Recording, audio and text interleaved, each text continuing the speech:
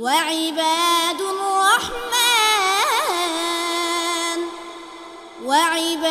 الرحمن الذين يمشون على الأرض هونا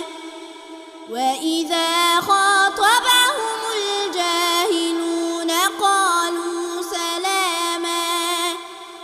والذين يبيتون لربهم سجدا وقياما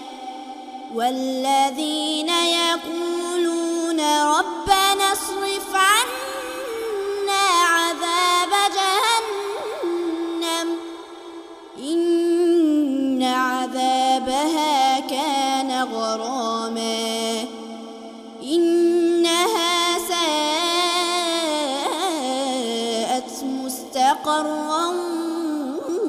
ومقاما والذين إذا أنفقوا لم يسرفوا ولم يقتروا وكان بين ذلك قواما والذين لا يدعون مع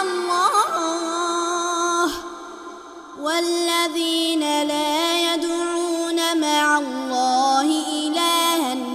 آخر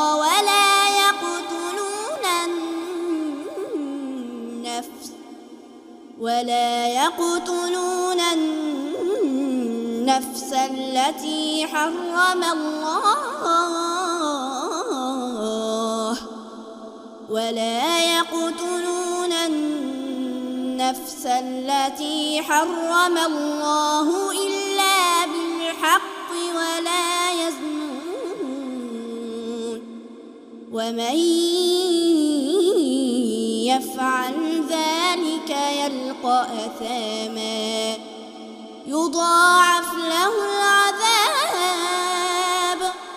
يضاعف له العذاب يوم القيامة ويخلد فيه مهانا إلا من تاب وآمن وعمل عملا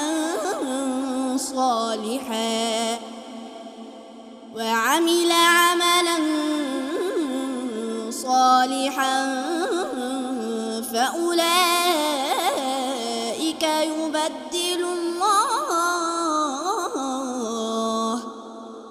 فأولئك يبدل الله سيئاتهم حسنات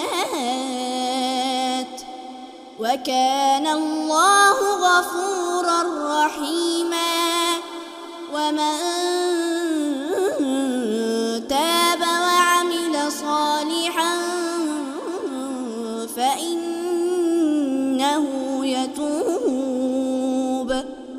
فإنه يتوب إلى الله متابا والذين لا يشهدون الزور وإذا مروا باللغو مروا كراما